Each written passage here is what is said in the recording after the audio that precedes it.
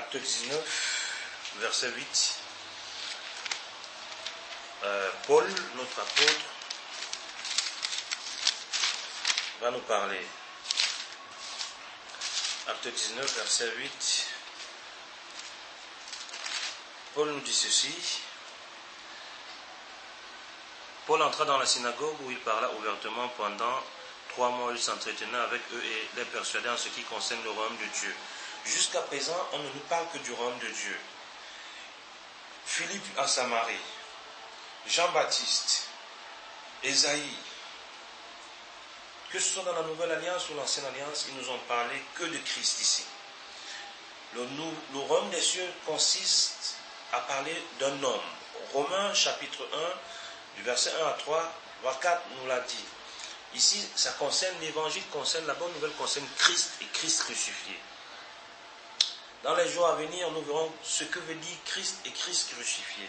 Mais pour le moment, c'est le plan du salut. Pourquoi l'existence de l'homme? Pourquoi on est sur cette terre? Et Paul nous parle, parce que dans Acte 20, devant, Paul va nous laisser un bon conseil. À partir du verset 25, on dit, il les rassembla avec eux, avec ceux du même métier, et dit, vous tous, vous savez que notre bien-être dépend de cette... Là, on est dans Actes, chapitre 20, pardon, j'étais au 19, verset 25, on dit, et maintenant, Paul nous laisse un message fort à l'église. Et maintenant, voici, je sais que vous ne verrez plus mon visage, vous tous au milieu de qui j'ai passé en prêchant le royaume de Dieu. C'est pourquoi je l'atteste aujourd'hui, je suis pur du sang de vous tous. Car sans rien dissimuler, je vous ai annoncé tout le dessein de Dieu. Prenez donc garde à vous-même et à tout le troupeau au sein duquel le Saint-Esprit vous a établi évêque, pour faire paître l'Église de Dieu qu'il s'est acquise par son propre sang.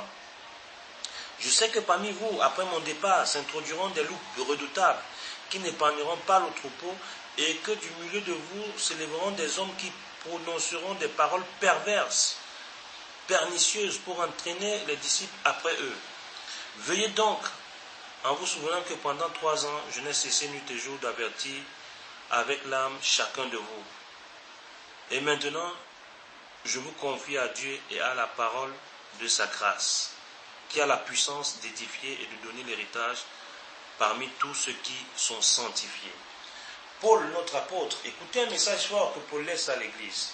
Paul savait au préalable qu'il y aura des loups cruels qui vont entraîner des gens. Et c'est ceux-là qu'on peut voir aujourd'hui. Des gens qui viennent vous montrer la prospérité de ce monde. Comment devenir leader, comment devenir puissant sur la terre. Ils veulent vous faire rester sur la terre parce qu'ils veulent vous montrer que les beautés de ce monde, beauté éphémère, et vous faire perdre le royaume des cieux. C'est ce qui est d'abord l'élément clé. Vous savez, la route de l'église, c'est Christ. Et si Paul, qui est notre apôtre, et c'est même Paul qui nous dit que si un ange quittait même à tomber du ciel et vous enseignez un autre évangile, vous prêchez un autre évangile que celui que je vous ai annoncé, qu'il soit anathème ou simplement qu'il soit maudit.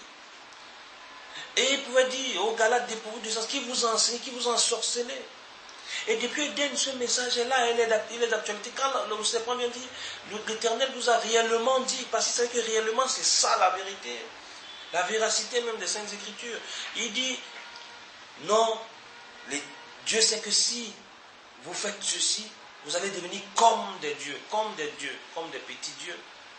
Et quand l'homme regarde cette comparaison comme, je veux devenir aussi comme un tel, comme X pasteur qui prêche la prospérité matérielle, qui va atteindre, je veux avoir une église, voire même tactile si possible. Non, c'est pas ça. Frère, sœur en Christ, petit frère de Jésus, petite sœur de Jésus, seulement si on savait la connotation, l'essence même, le mot moteur de l'église, on ne devait pas comme ça. On ne devait même pas se figurer, envoyer nos regards au bâtiment, à l'édifice, qui est charnel. Déjà, il a dit, il n'habitera pas là-dedans. Parce que ce bâtiment est fait des mains d'hommes. Mais lui, il s'est donné en sacrifice l'église de son corps. Voilà pourquoi avec beaucoup de recul, le diable s'est infiltré. Et le diable qui est même allé très loin. Ce message du social qu'il a même prêché à Jésus. Quand nous revenons dans les évangiles, le premier évangile de Matthieu, quand Christ dit, moi le bois vert, Simon fait cela, et vous le bois sec, frère, nous sommes de la fumée du vent, on va passer rapidement. Écoutez ce que le tentateur est capable de faire. Matthieu 4, verset 1 nous dit ceci. Alors Jésus fut amené par l'Esprit dans le désert pour être tenté par le diable. Le diable va tenter Jésus, Dieu. Il jeûna 40 jours et 40 nuits, puis il eut faim. Le tentateur s'approcha et lui dit, si tu es fils de Dieu, ordonne que ces pierres deviennent des pains. Jésus répondit, il est écrit, l'homme ne vivra pas de pain seulement, mais de toute parole qui sort de la bouche de Dieu. Le diable le transporta dans la ville sainte et le plaça sur le haut du temple. 6. Et lui dit, si tu es fils de Dieu, jette-toi en bas, car il est écrit, il donnera des ordres à ses anges à ton sujet et ils te porteront sur les mains, de peur que ton pied ne heurte contre une pierre. C'est vrai. Mais, imaginez-vous, moi, toi à la place de Jésus, je devais dire, mais j'ai la puissance de faire tous ces miracles. Il devait faire abracadabra, pape, le pain devait apparaître, il devait manger, dit appétit, diable, j'étais vaincu. Mais Jésus ici dit, il est aussi écrit, et rappelez-vous, lorsque Paul écrit aux Corinthiens, dans 1 Corinthiens 15, 45, il dit, le premier être vivant était une âme vivante, le premier Adam. Mais le dernier Adam était un esprit vivifiant. C'est lourd d'enseignement, frère. Et à un moment donné, quand on regarde, on dit, pourquoi je suis tenté? Oui, il peut permettre. Oui, mais au-delà, il ne peut pas aller au-delà de ce qui a été décrété par Dieu. Ici, le diable est en train de tenter le Créateur, pas la créature, mais le Créateur. Et lorsqu'il le fait, Jésus a cette réponse. Le dernier Adam dit, il est aussi écrit. Combien de fois nous ne sommes pas armés par l'eau? Il est aussi écrit. Lorsqu'on nous dit une parole, on dit oui, amen. Même si on n'a pas vérifié.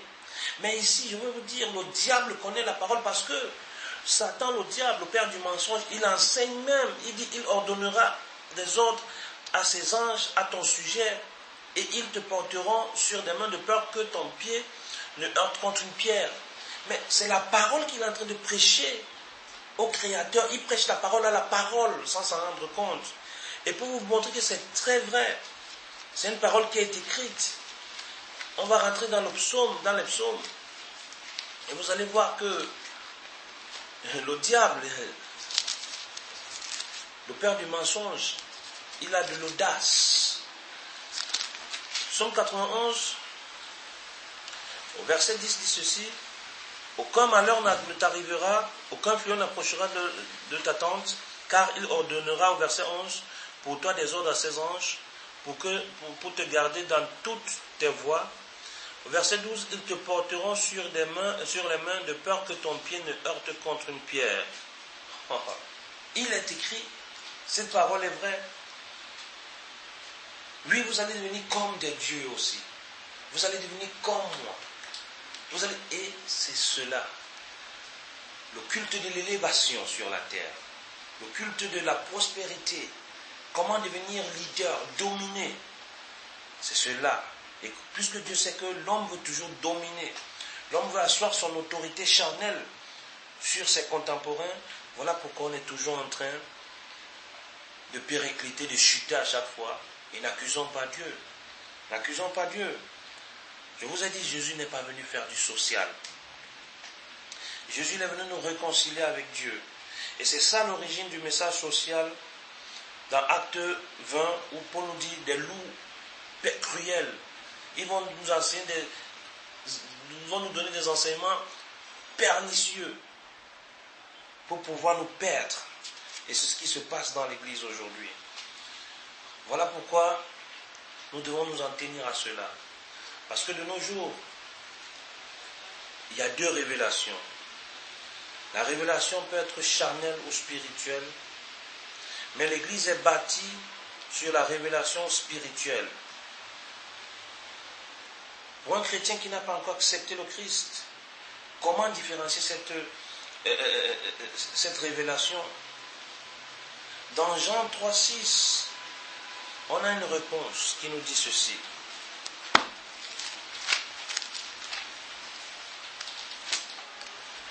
Jean 3,6.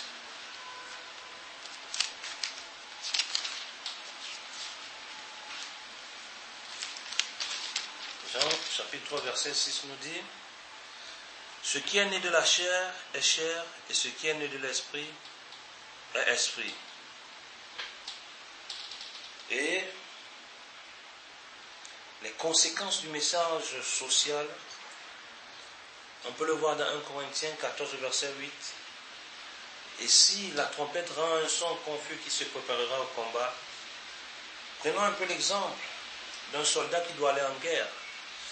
Imaginez, il va en guerre, au fond, on a la guerre un peu partout aujourd'hui, les attentats, l'État islamique, le Daesh, Boko Haram, un peu partout, mais il doit s'armer de sa mitraillette, son Kalachnikov. Mais imaginez, il prend une grosse Mercedes, un cigare et une veste, et il s'en va en guerre. Mais il sera mitraillé, il va perdre le combat. Voilà pourquoi si le message qui est conforme à ton époque, qui doit t'amener à ton épouse, la seconde venue de Christ, et qu'on te prêche un autre message qui n'est pas compatible, mais au temps de Noé, il fallait entrer, n'oubliez pas, dans l'arche pour être sauvé. Au temps de Lot, il fallait sortir de Sodome et Gomorrhe. Et à un autre temps, il faut faire quoi? Si le message que vous écoutez n'est pas en conformité pour le plan du salut, vous vous dirigez où? Tout droit vers l'homme d'en face. Dieu, c'est un architecte dans son plan. L'homme est un ouvrier. Adam, homme, Ève était aide d'Adam. Le plan a commencé après Éden. Et si aujourd'hui on ne peut pas s'en tenir à cette vérité, on va comprendre qu'on est en train de passer à côté. Voilà pourquoi on est fatigué. Moi je trouve que dire un tel, c'est peut-être facile de passer un jugement. Mais ici on n'est pas là pour citer des contemporains inutiles. On est là pour faire valoir les Saintes Écritures, pour que la parole puisse parler et que nous soyons soumis. Oui, que nous soyons soumis. Voilà pourquoi ne nous lassons pas de faire ce qui est juste. Voilà pourquoi ne nous lassons pas de dire aux gens ce qui est crucial dans sa parole. Parce que si autrefois on pouvait aller dans des hôtels, on pouvait bâtir des hôtels, après on est passé par des tentes, tabernacles, temples, synagogues, églises. Nous voyons qu'aujourd'hui nos églises sont en train de changer le cap vers une autre destination. Et il y a un seul capitaine à bord, et c'est Dieu qui tient les commandes. Aujourd'hui, les hommes tiennent les commandes. Mais si on ne peut pas prêcher un message qui nous donne la vie, ou le Saint-Esprit, quand je regarde aujourd'hui, vient faire plaisir aux gens. Pourtant, le Saint-Esprit n'est pas là pour nous faire plaisir. Le Saint-Esprit est venu pour nous sauver, pour nous arracher de ce monde inique. Mais lorsqu'on regarde ce qui se passe, la prophétie, comme je le disais mal le dire, doit s'accomplir. L'iniquité a atteint son comble. Lorsque Daniel pouvait voir ces choses et dire, lorsque l'abomination de la désolation va rentrer dans le milieu très saint, sachez que l'heure est déjà proche. Aujourd'hui, qu'est-ce qu'on ne peut pas voir? Oui, la répétition aussi est mère de l'enseignement. Mais je vais dire quelque chose aujourd'hui. Nous, on peut voir A, Dieu peut voir au-delà de B, voire même C. Parce que lui, il a tout créé. Nous, on a connu Dieu parce que lui, il a voulu que nous le connaissions aujourd'hui. Nous, on n'est pas là pour vous apprendre des slogans, des méthodes, des clés, des pratiques inutiles Dieu n'est pas un Dieu de slogan, Dieu est un Dieu parce qu'il est ce qu'il a voulu que nous connaissions de lui. Et si on ne peut pas comprendre que le royaume des cieux concerne Christ, et non avoir un gros building forcément, je ne suis pas contre la prospérité matérielle, mais je suis contre l'évangile de la prospérité matérielle qui est en train de garer tout un peu, toute une création, où beaucoup ne viennent plus à Christ parce qu'ils vont voir la cité céleste, mais beaucoup viennent à Christ parce que ils seront ceux-là qui vont être comblés dans des biens matériels, parce qu'on a dit qu'en Christ, on devient riche, on devient prospère matériellement. Mais lorsque la même parole te dit, à quoi bon de gagner le monde si à la fin, on devait perdre son âme? Gagner le monde, c'est quoi? Avoir l'approbation des hommes, comme les pharisiens, ils pouvaient venir, être appelés grand maître, grand maître, grand maître. Mais au-delà, si au final, Dieu ne te connaît pas, on pouvait le voir avec Papa Nicodème, un grand maître de la loi, qui enseignait même les choses du royaume des cieux, mais nullement impliqué dans ce royaume, parce qu'il enseignait ce qu'il n'avait même pas expérimenté. Voilà pourquoi, n'ayant pas expérimenté le don du Saint-Esprit, il avait dit, mais c'est quoi? Voilà, même dans Jean 3,6, lorsqu'il dit, ce qui est né de la chair est chair, ce qui est né de l'esprit est esprit. Il dit, ne t'étonne pas que je t'ai dit, il faut naître de nouveau. Oui, c'est Jésus qui dit à Nicodème, ne sois pas étonné, Nicodème, toi qui enseignes la loi ici, grand enseignant de la loi, tu ne connais pas ce que veut dire naître de nouveau. Il y a des choses, si on n'est pas de nouveau, si on ne peut pas s'en débarrasser totalement, il y aura des difficultés. Mais nous devons toujours être dans l'alliance. Nous devons toujours être en accord avec Dieu. Nous savons, un seul est parfait, c'est Christ. Mais nous devons nous efforcer. Voilà pourquoi on doit se battre quotidiennement. On doit se battre au jour le jour pour pouvoir franchir ce palier et comprendre que les conséquences du message social sont énormes aujourd'hui. Sont énormes.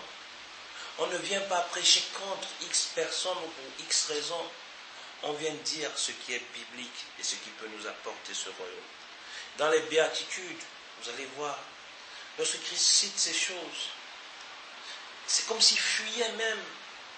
Il dit, si vous aimez le monde, vous êtes en inimitié avec Dieu.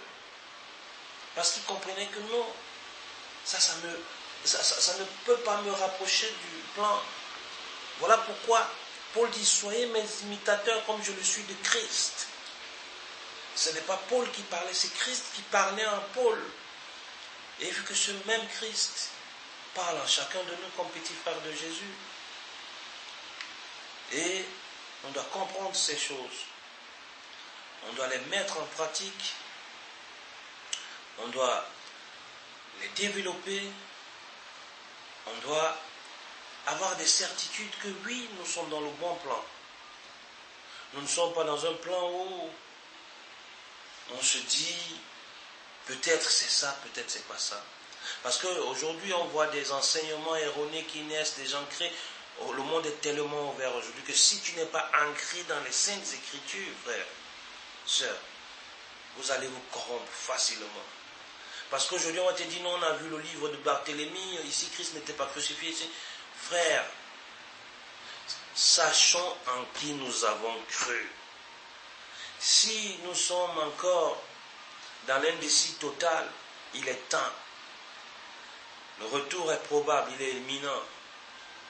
Vous savez, on a toujours dit, votre Christ là, depuis qu'il est parti, quand est-ce qu'il reviendra? Oui, les incrédules, il y en aura toujours jusqu'au dernier jour. Vous croyez que l'autre n'a pas été prédicateur de son temps? Il a été Noé aussi. Il a dit aux gens, venez, venez, il y aura une forte pluie. Les gens n'ont pas accepté. Et vous allez voir que même quand il était dans l'arche, on dit le 7e jour, Dieu ferma. Dieu a pris les clés, l'a avalé, tu ne pouvais plus l'ouvrir. Je suis sûr que si quelqu'un venait cogner le premier ou le deuxième jour, Noé pouvait ouvrir et les gens rentraient dans l'arche. Il n'y avait que Noé, 8 personnes étaient sauvées au temps de Noé. Et au temps de Lot, 3 personnes, Noé et ses 2 filles. Même sa femme s'est retournée. Assurément, elle regardait les plans inox, elle regardait son beau véhicule qu'elle a laissé. Je suis en train d'actualiser. Et elle s'est retournée, elle a dit, mais comment je vais laisser tout ça? Elle est devenue une mode de sel. Soyons prudents, soyons très intelligents, soyons sages surtout. Parce que Dieu seul connaît sa science. Et aujourd'hui, nous sommes toujours en train de nous positionner. On n'est pas en train de nous positionner, on se positionne parce que soyons fanatiques de Jésus. L'histoire de Philippe et Nathanaël, Dieu dit, je t'avais vu, mon esprit est avec toi sous le figuier. Mais elle a dit, oui, j'ai vu. Philippe pouvait dire, j'ai vu, le Messie, il est là enfin. J'ai vu, je sais en qui j'ai cru. Frère, sachant en qui nous avons cru, ayons cette certitude, cette conviction, cette croyance-là en Christ, sachant que nous sommes dans son plan, même si on vient te dire, non, c'était un mythe, il n'a jamais existé. Dis non, frère, moi je sais en qui j'ai cru. Parce que beaucoup sont encore dans le questionnement et ça devient de l'informel. Jésus ne fait pas dans l'informel. Jésus, il est formel. Jésus est une assurance, il est un trésor, il est une richesse. Et c'est à toi, c'est à moi de comprendre ces choses-là. Et c'est à toi aussi d'accepter ces choses-là et de les mettre en pratique pour que de mieux ce plan du salut ne soit pas faillible pour toi, mais qu'il soit infaillible. Vraiment, avec tout l'amour, avec tout le respect, en toute humilité, soyez toujours connectés à cette plateforme et soyez toujours bénis dans le nom du Seigneur, parce que nous vivons les derniers temps et les signes précurseurs de la fin des temps ne font que s'accroître, ne font que se confirmer. L'amour a beaucoup tari. Aujourd'hui, trouver une église sincère, c'est vrai que celle qui est parfaite, même au temps des apôtres, il y avait Ananias et Saphira. Mais quand je dis trouver une église qui est sincère, n'est plus d'actualité, mais il y a encore des pôles. Nous sommes convaincus, il y a encore des Philippe en Samarie, il y a encore des Isaïe, il y a encore des Salomon, des David, il y a encore des Esther, il y a encore des Sarah, il y a encore des Séphora, il y a encore des Moïse, il y a encore des serviteurs dignes de confiance. C'est vrai que ça ne court pas les rues aujourd'hui, c'est très rare. Beaucoup de faux semblants, mais Dieu a voulu que les petits frères de Jésus, les petites sœurs de Jésus par ma voix puissent vous encourager encore, puissent vous exhorter, puissent vous dire que Jésus n'est pas un mythe, il est une réalité. Et de rester dans son plan du salut, c'est une réalité. C'est évident. Sa venue est déjà là. Voilà pourquoi Pierre pouvait dire, pour Christ, un jour, c'est comme 1000 ans, et 1000 ans, c'est comme un jour. 2 jours, c'est comme 2000 ans. Et vous voyez, aujourd'hui, Christ est parti, ça fait combien? Ça fait 2016 ans, bientôt 17 ans. Ça fait 2 jours et 17 secondes. Il est à la porte, il frappe. Et si quelqu'un l'ouvre, il viendra, il va souper avec toi, et toi avec lui. Et ce sera une communion éternelle. Voilà pourquoi l'éternité, c'est en Christ. La vérité, c'est en Christ. soulagement, c'est en Christ.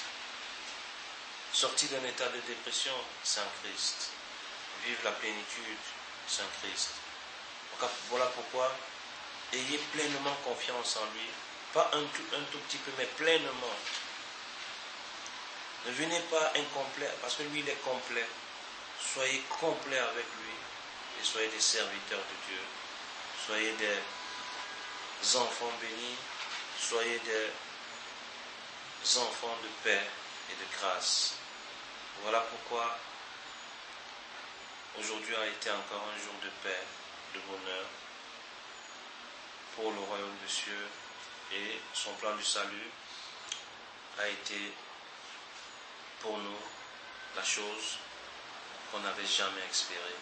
Mais il est venu porter nos iniquités et nous a lavés par son sang, le seul sang qui était digne. On n'en avait plus besoin du sang des holocaustes, des bêtes, des oiseaux, mais du sang qui délivre et qui sauve. Restez pleinement bénis. Paix à vous et grâce. Amen.